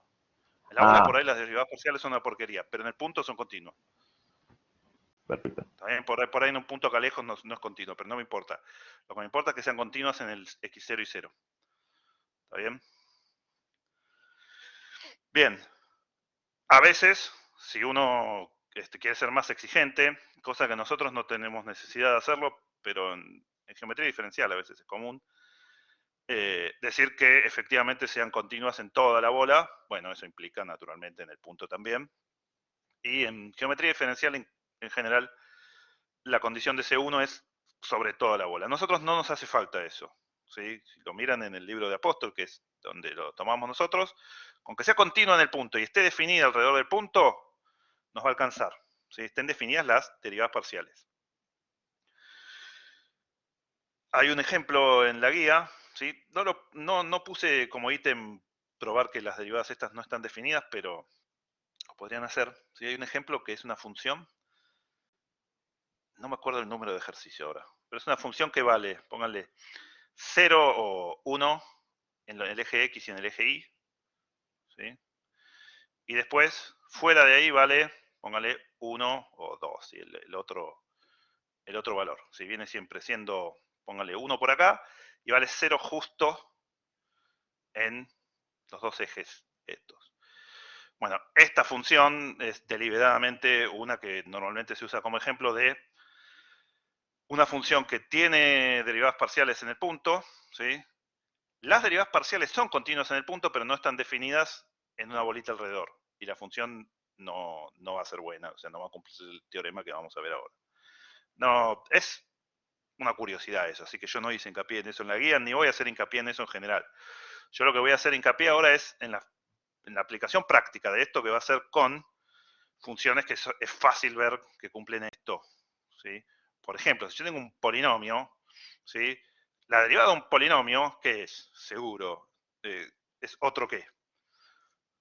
Si yo derivo en una variable, es otro polinomio, ¿sí? Y ya vimos que los polinomios son continuos, en todo R2. Entonces, si yo tengo un polinomio, seguro que las derivadas de primer orden existen y son continuas en cualquier lado, ¿sí? Entonces, los polinomios son C1, ¿sí? De hecho, van a ser C2 porque lo puedo volver a hacer, porque ya las derivadas vuelven a cumplir lo mismo que cumplía la original, que es ser polinomios. Entonces, los polinomios es fácil ver que son C1, que son C2, que son C3, o sea que tienen derivadas de cualquier orden continuas. ¿Está bien? En general, C a la K tiene hasta el orden k-désimo derivadas en una bolita y las derivadas esas son continuas en el centro este. No vamos a usar nosotros más que C1 en la práctica y C2, ¿sí? Cuando veamos Taylor, va a querer decir que tiene derivadas de orden 2 continuas, ¿sí? Nada más.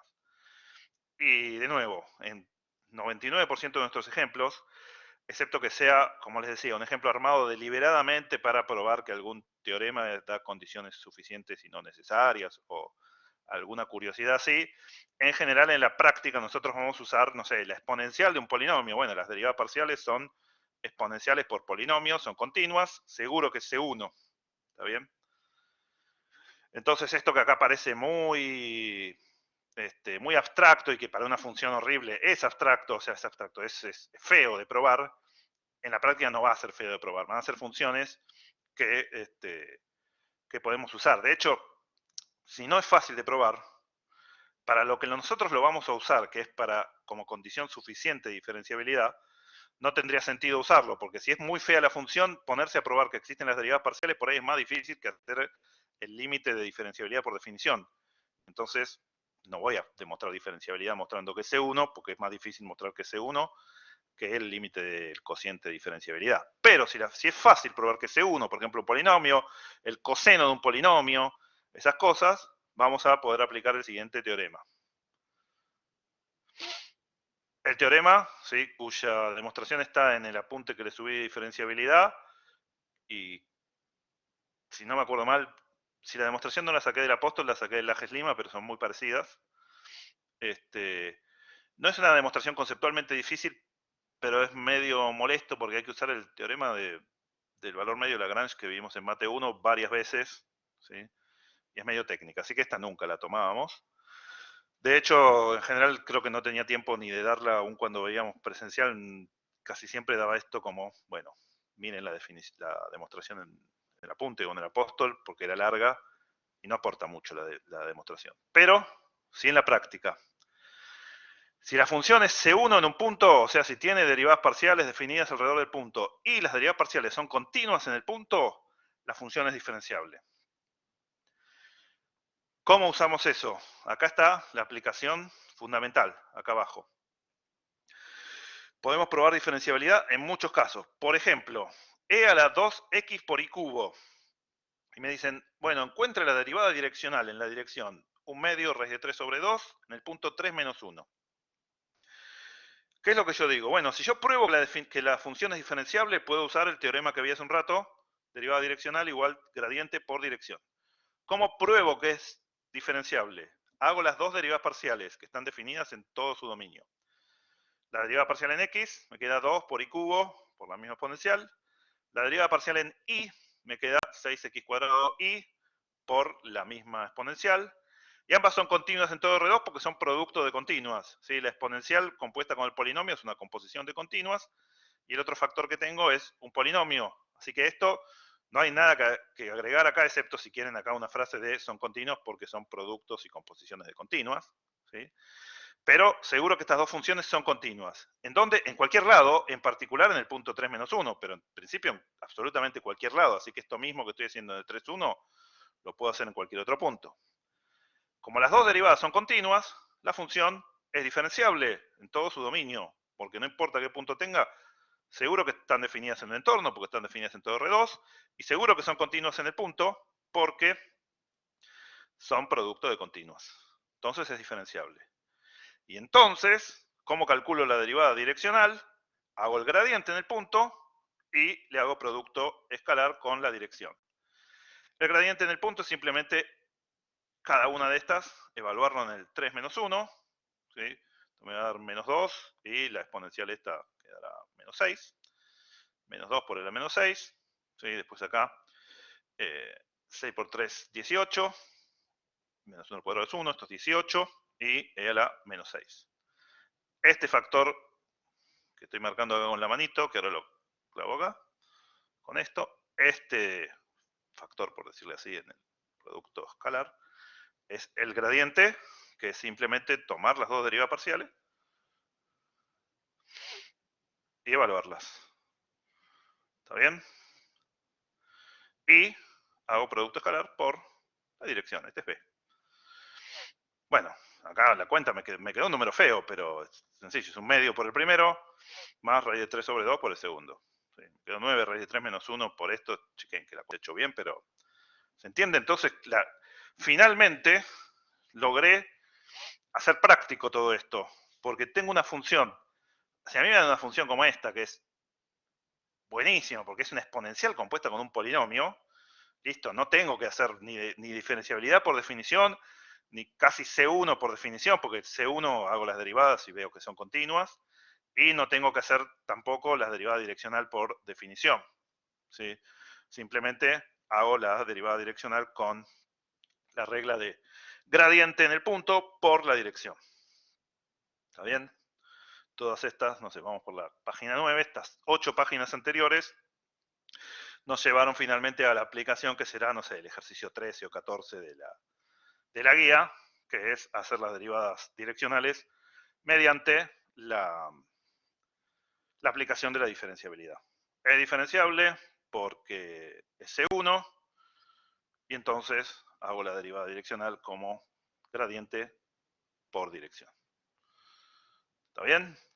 Hay varios ejercicios de la práctica que son de este estilo. Traté de fusionarlos todos en uno. ¿Sí? Las prácticas que estoy subiendo son las prácticas del cuatrimestre pasado, pero las cuales las estoy reorganizando un poco y acortando. ¿Sí? Lo que tenían sobre todo era que había ejercicios repetitivos, tipo calcule la derivada direccional y después otro ejercicio que pide lo mismo. Traté en lo que se puede de eliminar las repeticiones y de fusionar todos los ejercicios en uno, pero bueno, tal vez hay más de un ejercicio en el cual lo que hay que hacer es simplemente esto. Derivada direccional con gradiente por dirección, justificando que se puede hacer eso porque es diferenciable, lo cual justifican por ser C1.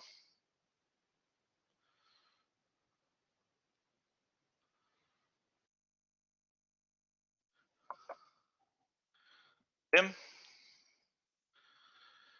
Bueno, Entonces llegamos a lo que les decía de diferenciabilidad de campos vectoriales. Todo lo que vine haciendo hasta ahora, gradientes, direccionales, etcétera, era de campos escalares. ¿Cuándo vamos a decir que un campo vectorial es diferenciable? Ya me lo dijeron ustedes. El campo vectorial o función vectorial, ¿sí? Si M es distinto de N, digamos, función vectorial o campo vectorial general. Sí, y solo si cada componente, cada campo escalar que es una componente, es diferenciable en el punto. ¿Está bien?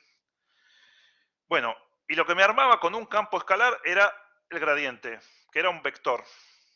¿Sí? Ahora, para cada uno de estos, voy a tener asociado un gradiente. Voy a tener el gradiente de F1, el gradiente de F2 y el gradiente de Fm.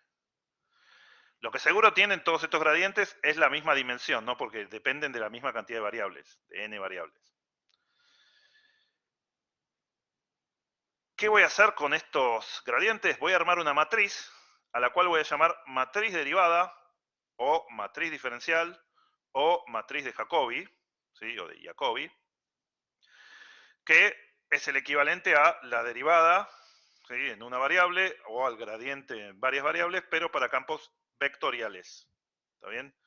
Cuando tengo un campo vectorial, no tengo ya ni el f', que es lo que usábamos en una variable, ni el gradiente de f, que es lo que uso para los campos escalares, sino que tengo una matriz derivada o de f. Si yo digo la derivada de f, me refiero a la matriz. ¿Está bien? ¿Cómo armo la matriz de f o j de f por Jacobi? Sí que era el que más lo usaba. En cada fila pongo el gradiente de la componente correspondiente. En la primera fila va todas las derivadas parciales de la primera componente. La derivada respecto a x, con respecto a y, con respecto a z, o, bueno, si hay n variables, con respecto a cada una de las variables. En la segunda fila va a ir lo mismo, pero para la segunda componente. Tercer fila, para la tercer componente, etc. ¿Está bien? Así se arma la matriz jacobiana, o matriz diferencial, o matriz derivada, o simplemente derivada del campo f. ¿Está bien? Si la miramos por filas, son los gradientes correspondientes a las componentes. La componente 1 en la primera fila, componente, bueno, 2 en la segunda, y m en la última. Si lo miro por columnas, ¿qué es lo que tienen en común la primera columna? ¿Qué es lo que tienen en común todos los que están en la primera columna? Si lo miro por columnas a la matriz derivada. La variable, exactamente. Lo que dice Luca es acá, todos los derivé con respecto a x o a x1, ¿sí? Después la segunda columna va a ser respecto a x2 y la última columna es respecto a la última variable, que en este caso será xn. Si los miro por fila, tienen todos en común la misma componente, es el gradiente de la componente correspondiente. Y si los miro por columnas, es las derivadas parciales respecto de la variable correspondiente de todas las componentes. Eso no tiene nombre.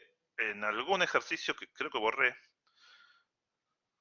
me parece que los borré esos ejercicios porque eran muchas cuentas, a veces a esta columna, dado que esto se llama f, a esta columna la llaman como si fuera la derivada parcial, f sub x1, f sub xn. No es estándar esta notación. ¿Sí? Creo que lo saqué de ese ejercicio de la guía, pero nada.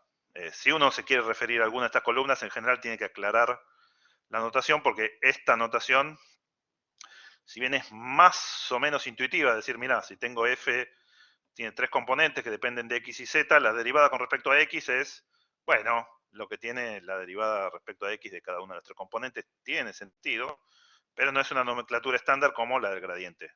¿Sí? Es así, es siempre cualquiera ve el gradiente y sabe lo que significa. Uno le pone esto y, bueno, a veces significa esto, la derivada de cada componente respecto a la primera variable. ¿Está bien? Lo aclaro porque tal vez en el apunte extenso de Tato, ¿sí? El que les dejé que tiene todo el material excepto ecuaciones diferenciales, tal vez la usa porque yo en las guías de él la vi esta notación. Pero bueno, si tienen cualquier duda respecto a la notación, me avisa. Bueno, entonces esta matriz, cuando yo diga la derivada de f, ¿sí? Me voy a referir a esto, ¿sí? A la matriz jacobiana.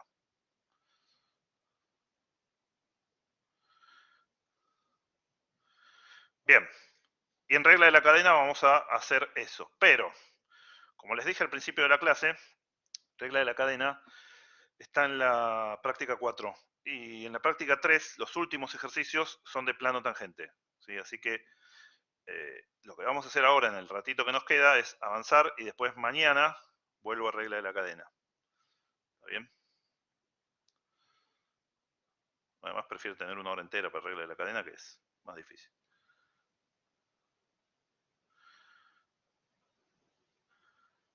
Vamos acá. Diferencial de un campo escalar. ¿Está bien? El orden podría haber sido esto. No es que es necesario regla de la cadena para ver esto. Por ahí con regla de la cadena se pueden hacer ejemplos más difíciles, pero tranquilamente he puesto esto antes. No es que estamos salteando algo necesario, sino que quedó en un orden que no es el de la práctica y prefiero, dado los tiempos que tengo, prefiero avanzar con lo que van a ver en la práctica primero y después la regla de la cadena. Bueno,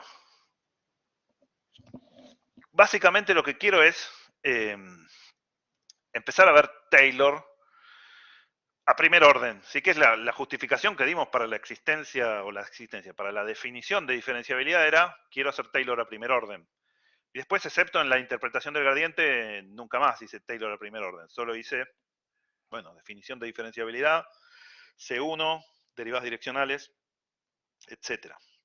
Entonces, vamos a ir para el lado de la interpretación de la diferenciabilidad con Taylor de primer orden, que generaliza a la aproximación lineal, a la aproximación por recta tangente que vimos en Mate 1, la generaliza a una aproximación lineal, pero por un plano tangente.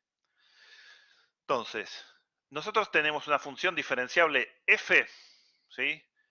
En un entorno en un punto, ¿no? x0 y 0, en un entorno de ese punto, los incrementos son exactamente igual a el incremento lineal, que es la derivada en x por el incremento en x, más la derivada en y por el incremento en y, más el resto, ¿sí? R1.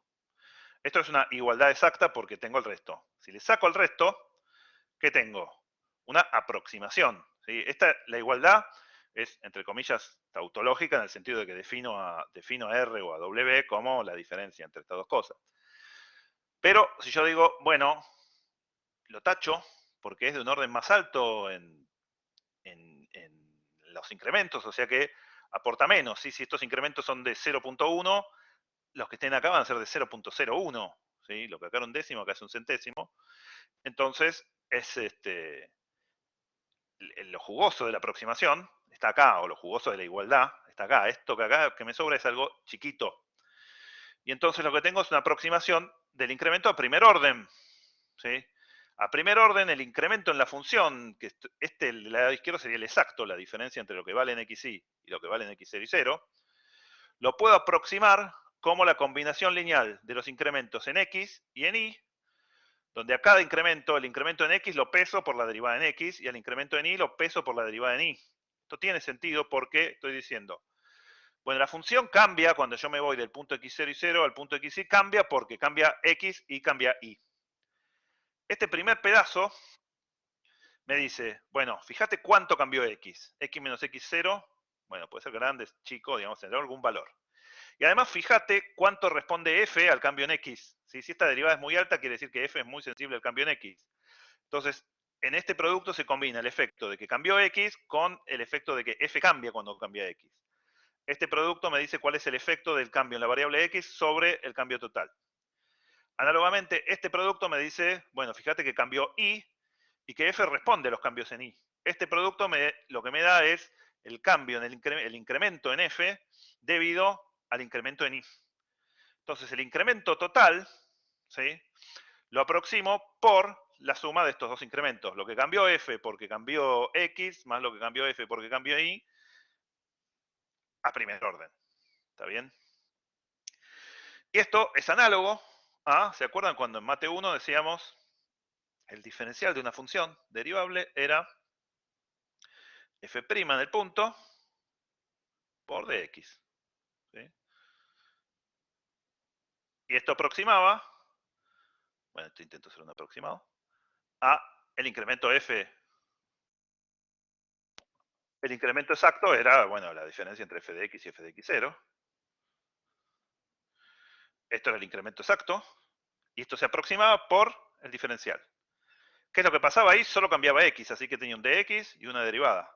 Ahora cambian tanto x como y. Entonces tengo un dx por la derivada en x y un dy por la derivada en y.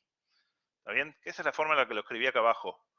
A x menos x0, que antes lo llamaba h, ahora lo puedo llamar dx, y simplemente ponerle otro nombre para hacerlo análogo a lo que era en una variable. Y ahí menos y0 lo llamo dy. Entonces, la aproximación lineal del incremento, esto que está de este lado, del lado izquierdo, es el exacto. Y lo que está del lado derecho es el incremento aproximado linealmente. Es una combinación lineal del incremento en x y el incremento en y, donde los coeficientes de esa combinación lineal son las derivadas parciales, porque la derivada parcial en x me dice cuánto responde ante este de x, cuánto responde la f, y ante de y cuánto responde la f. ¿Está bien? Depende de las dos cosas el cambio. Va a depender si de x es grande y de si la derivada parcial es grande, y si la derivada parcial respecto de y es grande y el de y es grande. ¿Sí? Por ahí esta derivada es muy chiquita, pero el incremento en x es muy grande, o viceversa, esta derivada, el incremento es muy chiquito, pero la derivada es muy grande. Bueno, esta expresión del lado derecho, que es totalmente análoga a la que veíamos en una variable, la vamos a llamar diferencial de f en x0 y 0.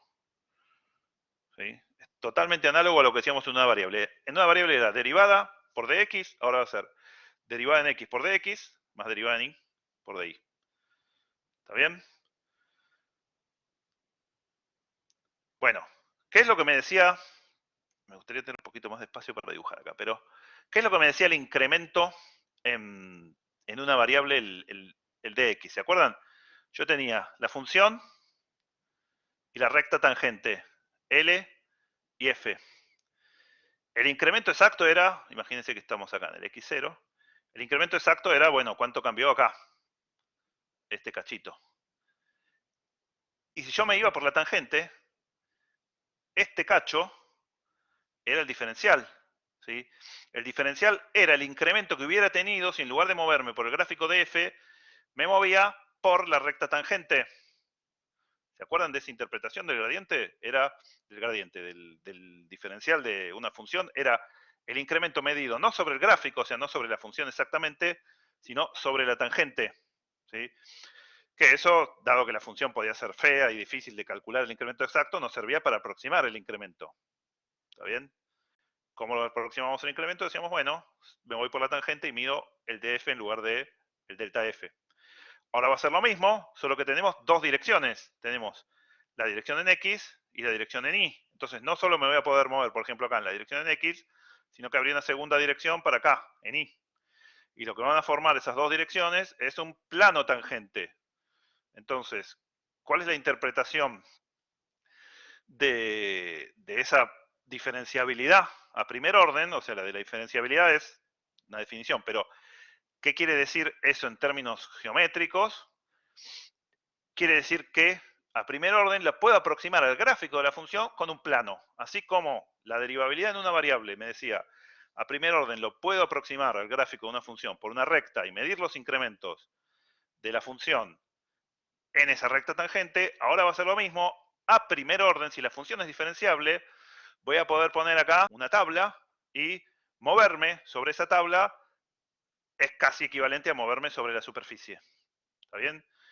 Esto parece más raro de lo que realmente es. Imagínense que esto es la superficie de la Tierra y uno sale y va a comprar el pan y no siente la curvatura de la Tierra, ¿no?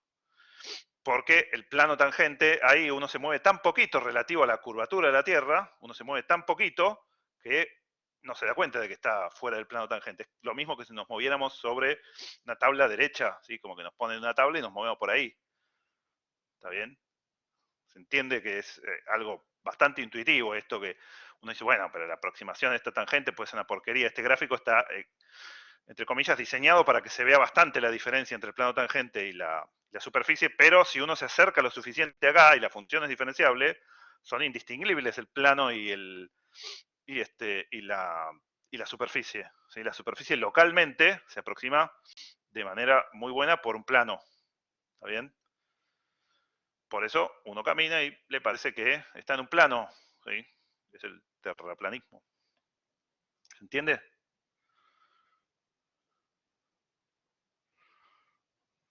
¿Se entiende la idea? Ahora voy a dar la ecuación del plano tangente, etcétera, pero se entiende la idea de que es simplemente generalizar la aproximación por la recta tangente, pero ahora con un plano. Espectacular. Bueno, la ecuación de la recta tangente, ¿se acuerdan? Lo vimos en mate 1, la recta tangente era I menos f de x0 igual f' en x0 por x menos x0. ¿Está bien? Bueno, esta era la recta tangente. Tengo f', bueno, de este lado tengo I menos f de x0. Bueno, ahora la variable en la que estoy midiendo, ¿sí? Esto va a ser un campo escalar, ¿sí? De dos variables a una variable, ¿sí? Así este gráfico es representativo. Entonces, en lugar de I, como es la componente Z la que estoy midiendo, voy a medir Z. Y en lugar de f de x0, tengo f de x0 y 0, ¿no? Que ese es este punto P que está acá es el punto x0 y 0, f de x0 y 0. ¿Sí? El Z de este punto P es justo esto. ¿Está bien? Y de este lado tenía derivada por el incremento en x. ¿Y qué cambió ahora? Derivada por el incremento en x, eso está igual, pero hay otro incremento que es en y. Entonces, derivada en y por el incremento en y. Esta ecuación la armé de manera totalmente análoga a la ecuación de la recta tangente en una dimensión, solo que tuve en cuenta que ahora hay dos dimensiones. Y por lo tanto, bueno, hay dos incrementos y además las derivadas ya no son la derivada de f', sino las derivadas parciales. ¿Está bien? Entonces, la forma de acordarse la ecuación del plano tangente, ¿sí? Para una función que depende de dos variables y un campo escalar que depende de dos variables, ¿cómo nos acordamos la ecuación del plano tangente? Bueno, es igual a la de la recta tangente, mutatis mutandis, diría la gente que sabe latín, cambiando lo que debe ser cambiado, ¿sí? Cambiando, que ahora hay dos variables, que la variable se llama z, la que estoy mirando, y que hay una derivada por incremento en x y otra derivada por otro incremento en y. Pero por lo demás, si uno se acuerda la recta tangente de mate 1, no tiene problema en recordar el plano tangente ahora de análisis 2. ¿Está bien? Y la interpretación es esta. Si la función es diferenciable, es lo suficientemente suave como para que uno le pueda aplicar en ese punto o aplastar o pegar un plano tangente, y si los movimientos son chiquitos alrededor del punto, no se distingue el cambio en z del cambio en xy. O, mejor dicho, este incremento aproxima muy bien al incremento real de la función. ¿Está bien? Bueno, esta ecuación, en principio, es de las ecuaciones que hay que acordarse. Ecuación del plano tangente. ¿Está bien? Yo a veces pongo una hoja de fórmulas, pero si pongo en una hoja de fórmulas la fórmula del plano tangente, después no cuenta en nada acordarse la regla de la fórmula del plano tangente para sumar puntos. Así que a veces para el primer parcial no pongo la hoja de fórmulas, y si alguien se equivoca en las cuentas, pero aunque sea sabe la fórmula del plano tangente, tiene, no sé, 0,5 suma de esto, y dependiendo cuántos errores más tenga, por ahí suma alguno otro 0,5 más. Así que todavía no empecé a hacer el parcial, pero dependerá si pongo la hoja de fórmulas o no. Si a veces es conveniente no ponerla y que le sume algo saber la regla. Después ya si las reglas son demasiado complicadas, no tiene sentido perder tiempo con eso, que es lo que nos pasa en la segunda mitad del curso, que hay algunas cuentas que son larguísimas y prefiero que no pierdan tiempo con eso. Pero por ahora, tengan en su lista de cosas que deben recordar, esta ténganla. Regla mnemotécnica es, como les dije, agarran la de la recta tangente de mate 1 y le cambian lo que hace falta cambiar, nada más, que es que pasan a dos variables, los incrementos son uno en x y el otro en y, las derivadas son una en x y la otra en y la componente que estoy aproximando ya no es y, sino que es z.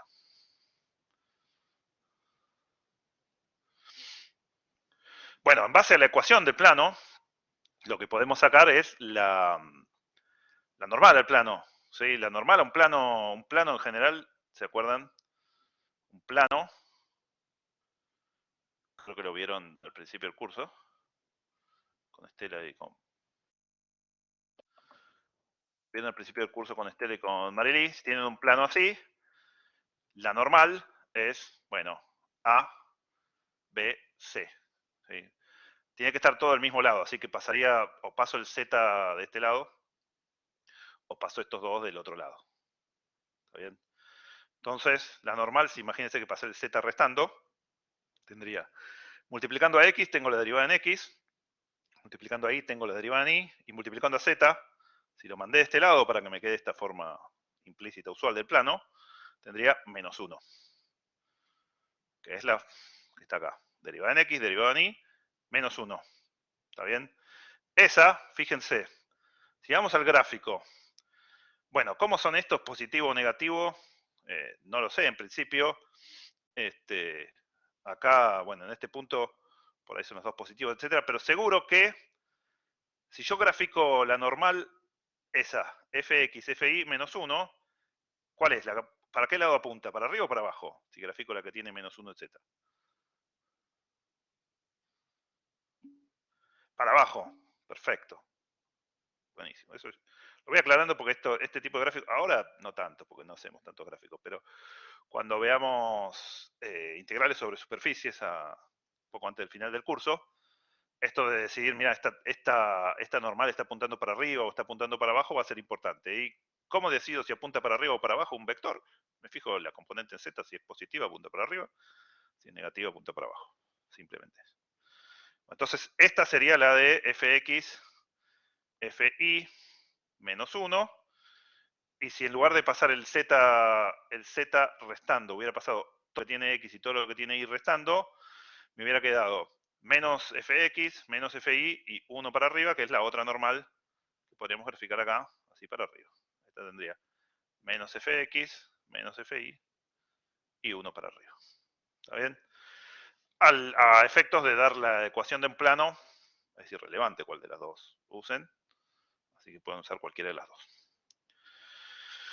Bueno, esto ya lo dije varias veces, geométricamente entonces, diferenciabilidad y existencia de plano tangente son equivalentes, y es ese grafiquito que veíamos ahí, es caminar sobre la superficie de la Tierra y no ver la curvatura.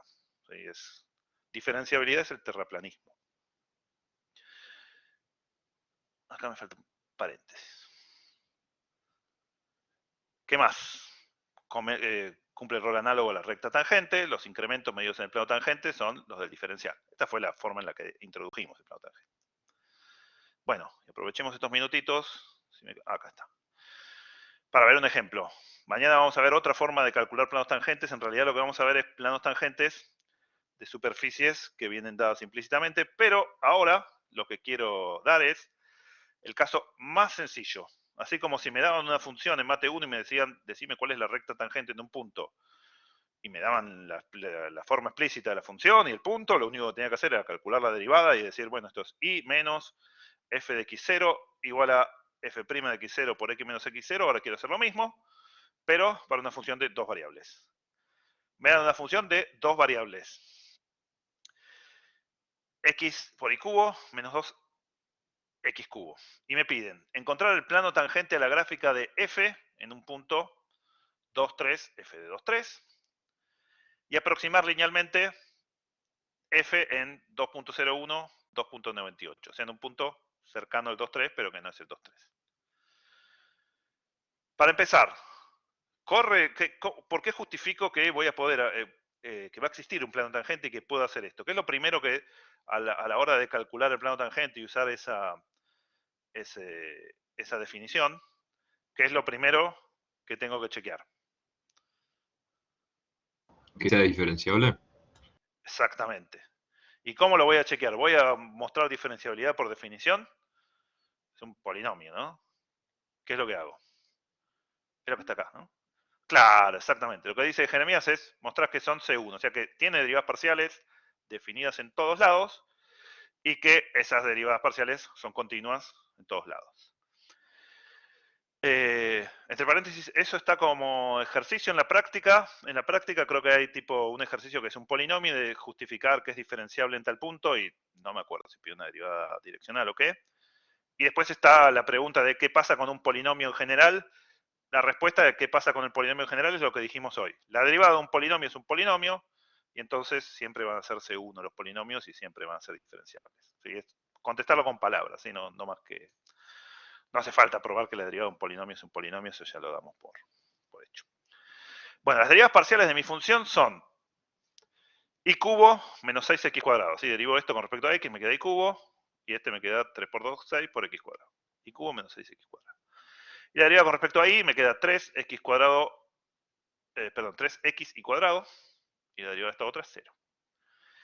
Estas dos funciones están definidas en todo R2, son polinomios, con lo cual son continuas. Entonces, la función, la función es diferenciable porque es C1, ¿sí? Acá le puse por el teorema que vimos, me quedó medio feo, pero quiero decir lo que dijo Jeremías, que es, la función es diferenciable porque es de clase C1. ¿Sí? Acá lo de teorema que vimos, no puedo hacer una flecha al chat, pero lo que quiero decir es lo que dijo él, que es C1. ¿Está bien? Entonces, existe el plano tangente, que es lo que me dijeron ustedes, y ¿cómo hago la ecuación? Bueno, z menos f de x0 y 0 igual a la derivada en el punto, las dos derivadas las voy a calcular, ahora en el punto 2, 3, reemplazaré x por 2 y por 3, y esto me dará un número, esto me dará otro.